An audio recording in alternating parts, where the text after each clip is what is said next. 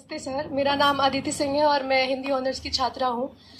मेरा सवाल आपसे ये है कि अगर आपको भारत का एजुकेशन मिनिस्टर बनने का अवसर मिले तो आप हिंदी को लेकर कौन से नए बदलाव करना चाहेंगे या कौन सी नई पॉलिसीज को इंट्रोड्यूस करना चाहेंगे? पहली बात तो ऐसा होगा नहीं, है ना? कोई मुझे क्यों बनाएगा। लेकिन अगर मैं इस हाइपोथेटिकल सिचुएशन में चला ही जाऊं कि मैं भारत का शिक्षा मंत्री बन जाऊं, इसमें एक समस्या ये है कि भारत में शिक्षा समवर्ती सूची का विषय है। समवर्ती सूची का मतलब है कि केंद्र सरकार के पास शक्तियां सीमित हैं, राज्यों की अपनी शक्तियां हैं। तो सबसे पहली बात, मैं राज्यों पर थोपूंगा कुछ भी नहीं, मैं सारे राज्यों के शिक्षा मंत्रियों के साथ संवाद करूंगा। मैं उन सबको प्रेरित करूंगा, समझाऊंगा। मैं उनसे कहूंगा कि तमिलनाडु में मेडिकल साइंस तमिल में होनी चाहिए, कर्नाटक में कन्नड़ में होनी चाहिए, हिंदी क्षेत्र में हिंदी में होनी चाहिए, हिंदी में नहीं इंग्लिश में होनी चाहिए, ऐसी कन्नड़ प्लस इंग्लिश में होनी चाहिए, तकनीकी शब्द अंग्रेजी में रहें। और वो शिक्षा सिर्फ मेडिकल साइंस क्यों, इंजीनियरिंग भी, लॉ में भी, जुडिशरी में भी।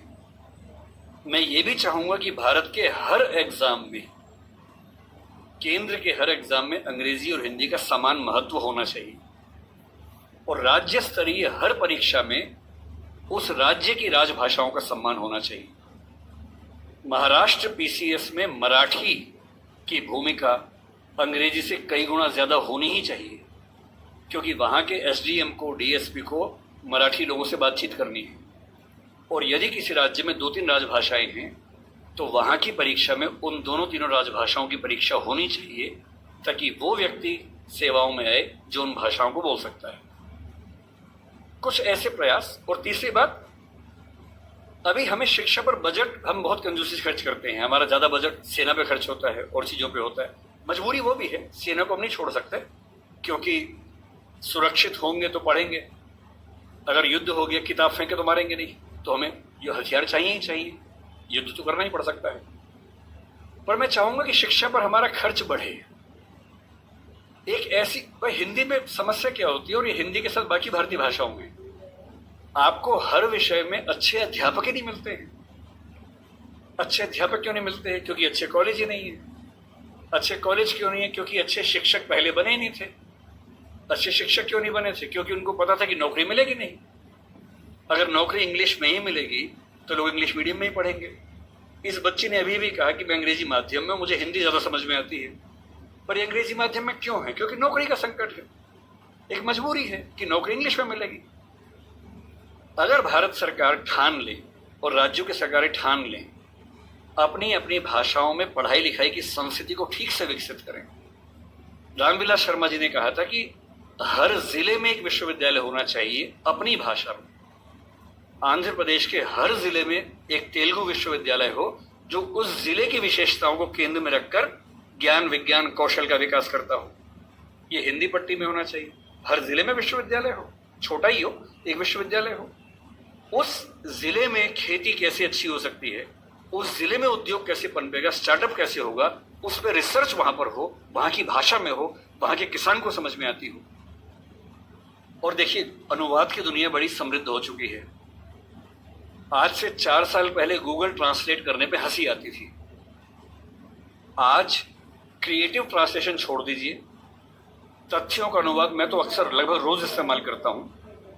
हम जिस संस्था में काम करते हैं दृष्टि में, हमारी राजभाषा हिंदी भी, अंग्रेजी भी है। और मैं सुनिश्चित करता हूं कि हमारी संस्था में जितने भी नोटिफिकेशन आएंगे पहले हिंदी में आते हैं, फिर अंग्रेजी में आते हैं। मैं खुद बनाता हूं, दोनों भाषाओं में बनाता हूं। पहले हिंदी में, गूगल ट्रांसलेट पे जाता हूं, 1 सेकंड में अनुवाद हो जाता है।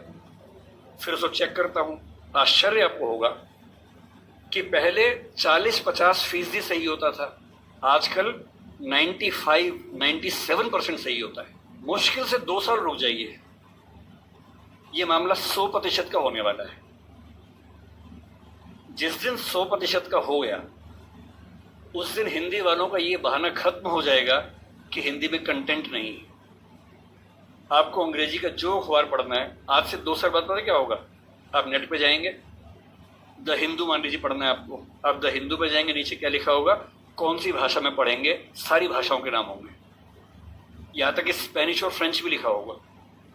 आप हिंदी क्लिक करेंगे, पूरा अखबार हिंदी में आएगा आपके सामने। फिर क्या बहाना बचता है?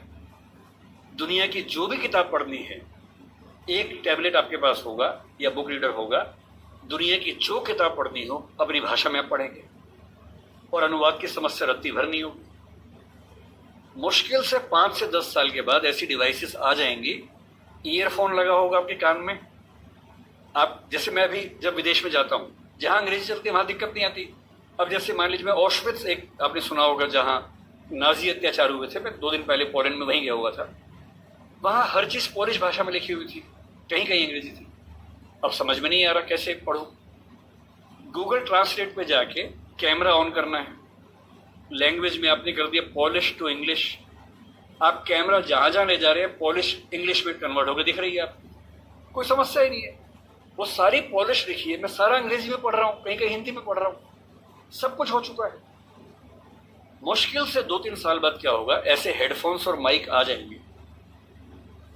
आप अपने कंप्यूटर से या फोन से कनेक्टेड हैं, एक पॉलिश व्यक्ति या मान लीजिए डच व्यक्ति आपसे बात कर रहा है नीदरलैंड्स का, उसको केवल डच आती है, मुझे केवल हिंदी आती है। मैंने अपने फोन में डच से हिंदी सेट कर दिया, उसने अपने फोन में हिंदी से डच सेट कर दिया।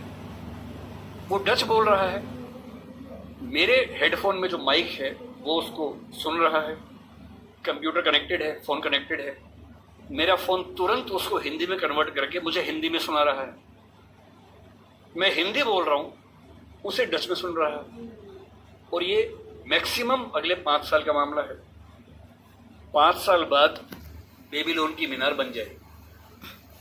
5 साल बाद आप दुनिया की किसी भी भाषा के साहित्य को, साहित्य में थोड़ी दिक्कत आ सकती है, ज्ञान विज्ञान की बात कर लेते हैं, किसी भी भाषा के ज्ञान विज्ञान को आसानी से पढ़ सकेंगे। अगर मैं शिक्षा मंत्री बन गया, जो कि मैं नहीं बनूंगा, मैं जानता हूं, क्योंकि लोग क्लिप काट के चलाएंगे कि देखो बनना चाह रहा है ना। अगर ऐसा कभी हुआ तो मैं सुनिश्चित करूंगा भारत के हर विश्वविद्यालय में हर ज्ञान की चीज हर भाषा में उपलब्ध है।